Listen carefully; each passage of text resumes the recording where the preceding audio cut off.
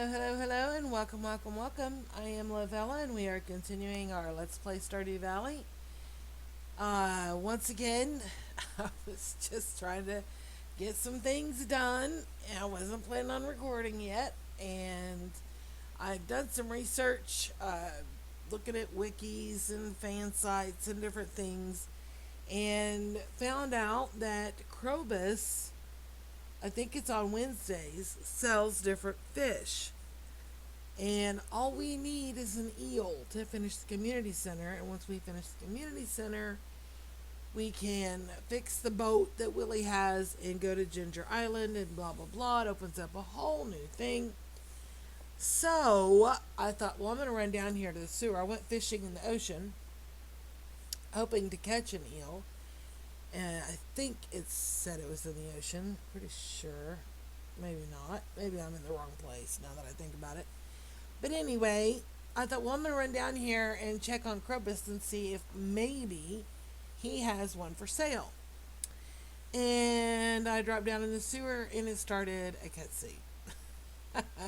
So here we are. A shadow person above ground. This is outrageous. Your people were responsible for the death of my entire family. If you dwarves hadn't driven us from our ancestral home, we'd never have had to resort to violence.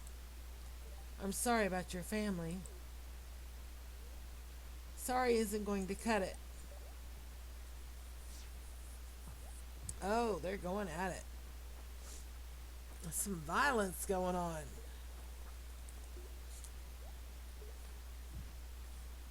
Cut it out, boys. Let me at him. He's despicable. Come and get it, Shrimpy.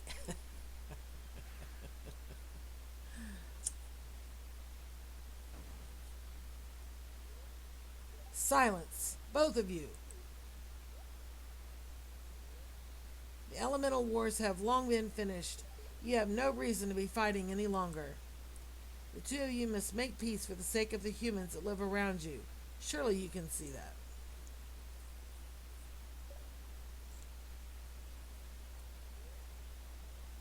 Very well. I'll stay away from the sewer from now on.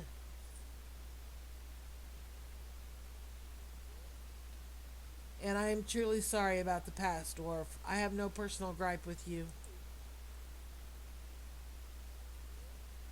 Very good. I shall cast a seal of promise to finalize this agreement.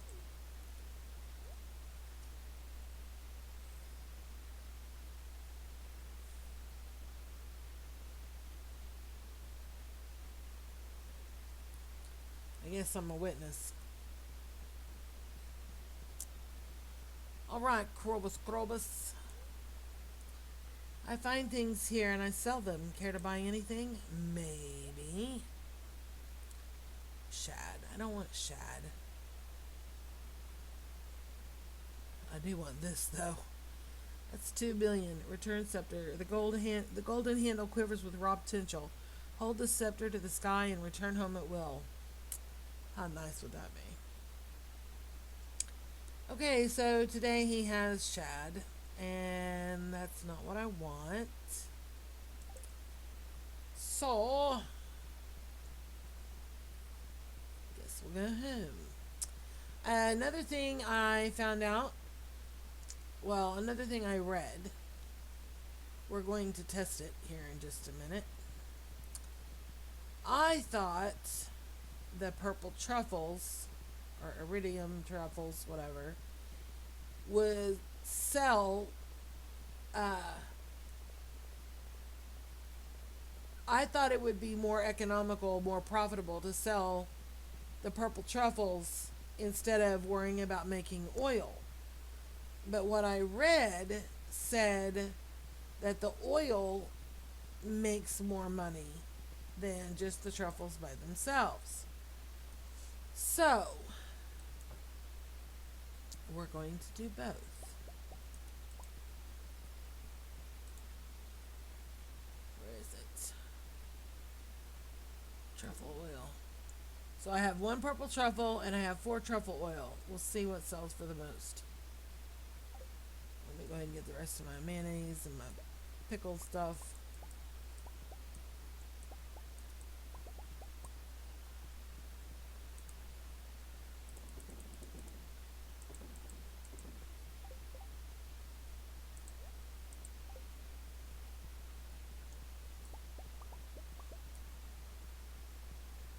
But apparently, if we really want to make major money, the best way to do it is the the star fruit, and turn it into wine and age it. Apparently, it sells for over 6K. All right, purple truffle, 12.50. Truffle oil, 10.65. So they were wrong. The purple truffle sells for more by itself. And I'm 99.9% sure that what I read said that the truffle oil would make more. But that may have to do with my professions. Is there a way for me to check what my professions are?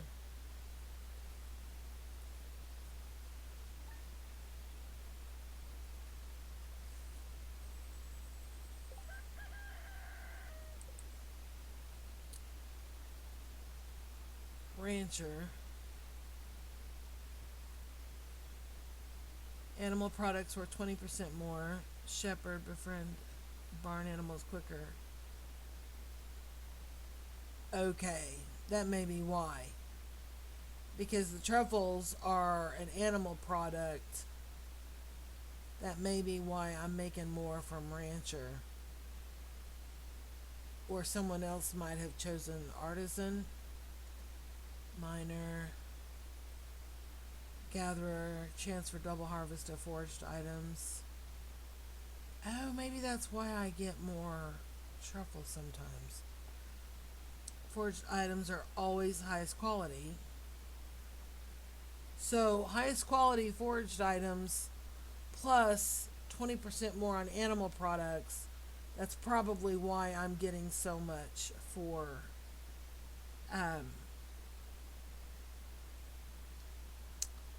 that's probably why I'm getting so much for the purple truffles. So, it probably did say if you have this profession, this is what it's going to be. That's probably where the confusion's coming in. Because I bet I'm getting a bonus from the botanist for foraged items always being the highest quality because truffles are foraged. Because technically, the pigs don't lay the truffles, they dig them up. They're in the ground and they make them visible. They dig them up. And then you forage them, you pick them up. So maybe that's why. Okay. Mystery solved. We will continue selling the truffles as is.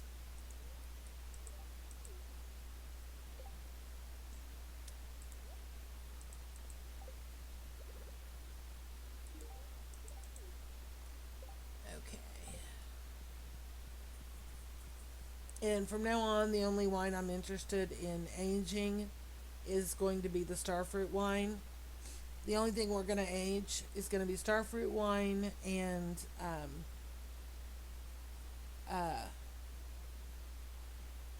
goat cheese because it takes too long to process. I can sell it every day and get less, but get it on a consistent basis. Or I can sit on it for a season or two and get more at the end. So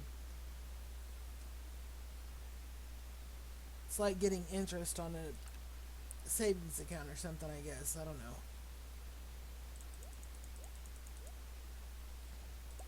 But we are out of starfruit. I have 11 starfruit wine made. So when we have casks come up, then we'll start that.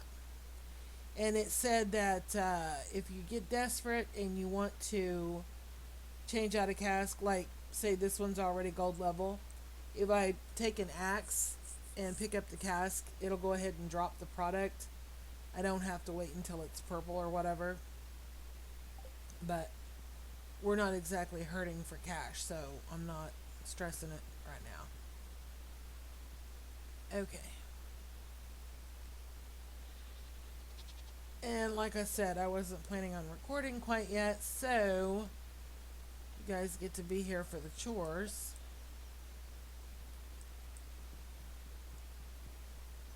And I named my dog. I'm pretty sure I explained this before, but my dog in this game, Aria, is named for my son's actual dog. My son is grown and he has a German Shepherd named Aria, and he actually chose it from Game of Thrones, but he's also a very musical person, and so it's kind of a twofer, if you know what I mean. It's kind of, he did it because of Game of Thrones, but at the same time, he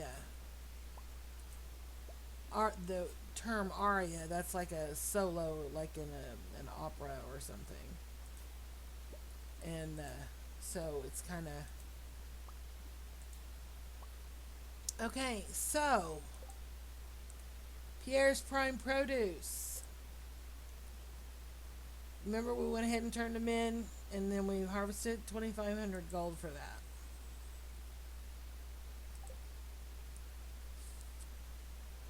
Not too shabby.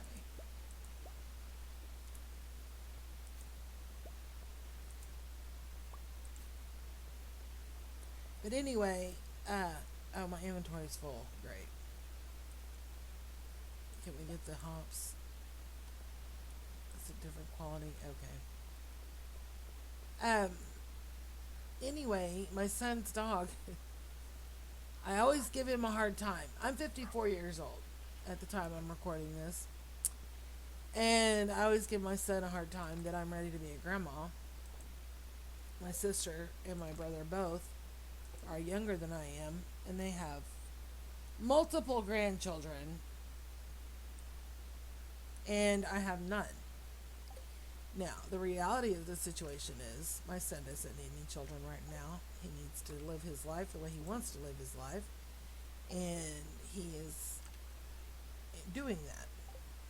And he should. He doesn't need to be worried about having kids right now. That's just me wanting him to have kids so that I can have them through him. So, anyway, I always joke that his dog, Aria, is my granddaughter. And apparently she had 8 puppies 2 days ago. And I really want to go see them because I am totally a dog person. And, I mean, how can you not love puppies? I mean, come on. And, yeah. But I can barely get to work and home because we are in the middle of a snowstorm. And my car is not exactly designed for driving in this kind of weather.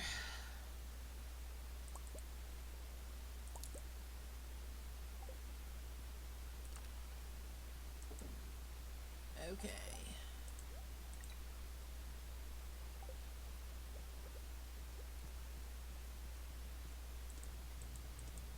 Oh, and I didn't restart the pickled stuff. Another thing that we're actually getting kind of low on corn. Well, we have lots of hops.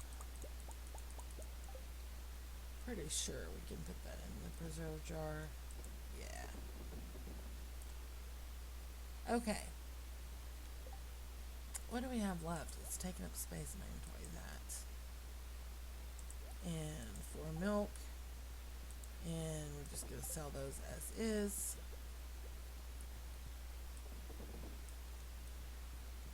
Alright, let's get back to the crops that I didn't have room for.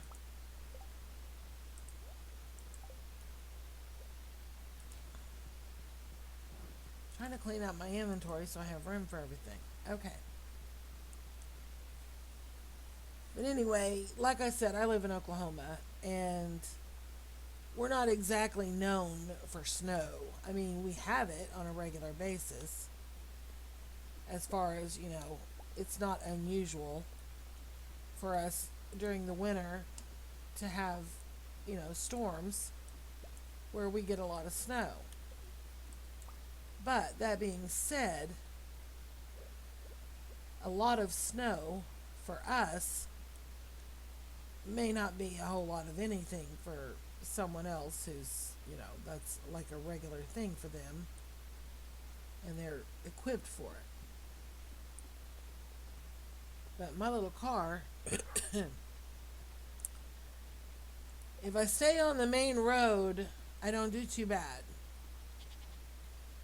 But if I have to go down a side road for anything, I managed to get myself stuck a couple of times, but not in a serious way. I mean, I was able to get unstuck pretty quick. But so my whole point is just hopping in the car and driving over to my son's house just to see the puppies. It's probably something that's going to have to wait.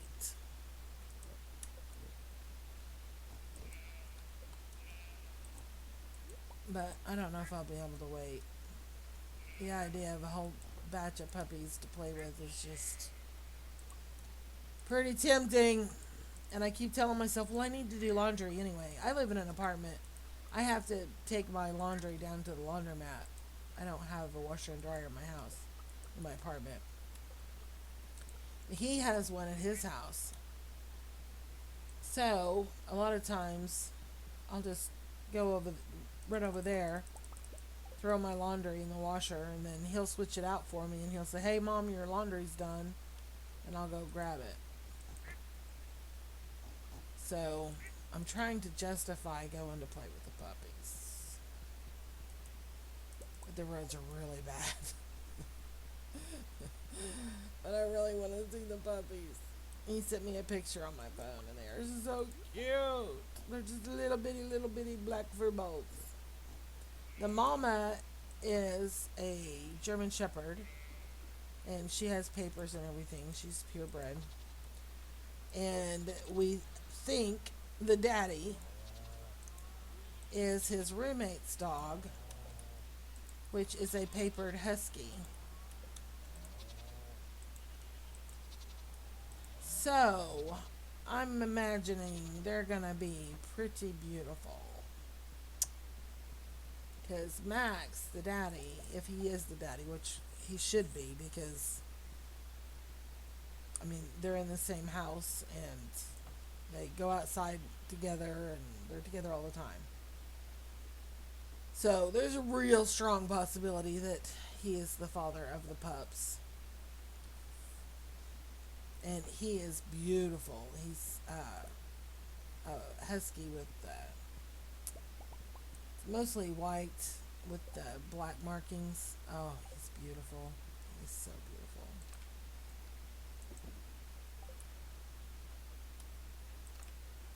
Why am I trying to put up forage stuff instead of fruits?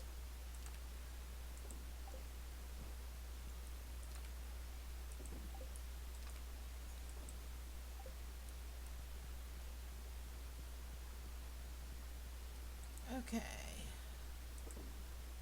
Ooh, 27. Not too shabby.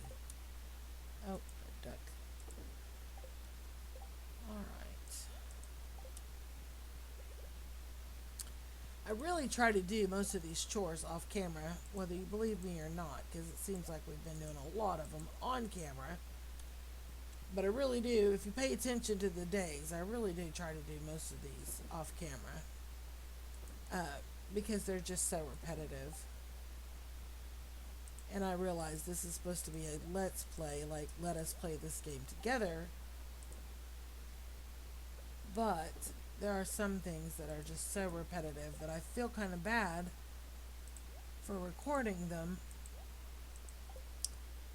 But like I said, I wasn't planning to record just then, and the cutscene just kind of caught me off guard. So, okay, all the chores are complete. Good Lord of mercy. Gotta drop this cheese off.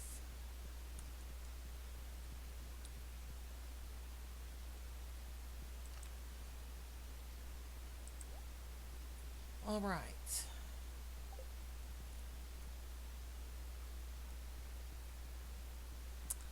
I would love to have one of the pups, and he would give me one. There's no doubt about that. The problem is, if the mama is a German Shepherd, and the daddy is a husky, and huskies are very high energy animals, by the way, then chances are, and neither one of them are small dogs by any means, chances are the pups are gonna need to be able to run and be walked on a regular basis and get plenty of exercise and all of that. And I live in an apartment upstairs, and the stairs are hard for me because my knees are bad. So the idea of traipsing up and down the stairs multiple times a day to house train a puppy, that doesn't sound like a really good situation to me. And because of my work schedule, even though I do understand that kennels have a good use, that I used to think that kennels were just mean, but I don't believe that anymore. My son taught me differently because he used his to train his dog, and he did it like you were supposed to. He didn't just leave her in there. And he showed me that it's good for them for training. And once she was housebroken, he would just leave the door open on the kennel, and she would just go in there by herself to take a nap or whatever. Of course, she also sleeps on his bed now, and she pretty much does what she wants to now she's trained. But I used to think a kennel was just a cruel thing to do, but I now realize through him that if it's used properly, it can be quite effective and beneficial. But that being said, by the time I drive to work, which it's not far, but by the time I drive to work and we have our 15-minute briefing, and then we start our 12-hour shift, and then we take the time to brief the shift that comes on, and then by the time I drive home, that's about 13 hours. And putting an animal in a kennel for 13 hours, coming home, taking it outside to let it potty, and then putting it back in the kennel so I can go to sleep, yeah, I'm not doing that. That's too much. So, as much as I would love to have one, it's not going to happen anytime soon. Too many things would have to change. My living situation would have to change. My schedule would have to change. Because I'm not doing that to any animal. That's too much. If I rent a house and I had a safe backyard where they could run around and play all day while I was at work, that's, that'd be a little different. That would be different. But I'm not leaving them cooped up in a kennel in an apartment for 13 hours while I'm at work. And then leaving them cooped up again while I sleep so I can go back to work.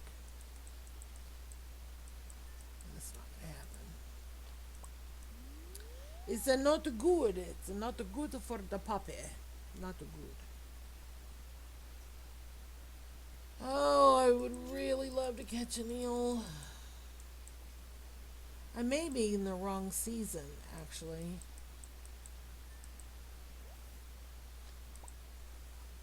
You know what? I probably shouldn't do this, but I'm going to. Actually, our timer went off, but I was in the middle of my story. Okay, so here's what I'm going to do. We're going to go ahead and wrap up this episode, and I'm going to look up the eel again, because now that I think about it, it might have to be fall. Might have to be fall. I'm going to look it up again and make sure I'm fishing in the right place and fishing in the right season. Otherwise, yeah. So, and then we will come back and, because I really want to get this eel, because this eel is the only thing, it is the only thing we need. That's it. That's all we need to finish the entire community center. And the reward for this is the glittering boulder removed. I have never done that. I have no idea what that is. So, yeah.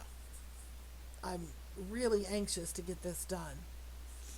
So anyway, let me do some research again, because I forgot all the details that I need. And then I'll come back in the next episode and we will go from there. Thank you so very much for taking the time to watch my video. I honestly appreciate it. It means a lot to me. And we will see you later.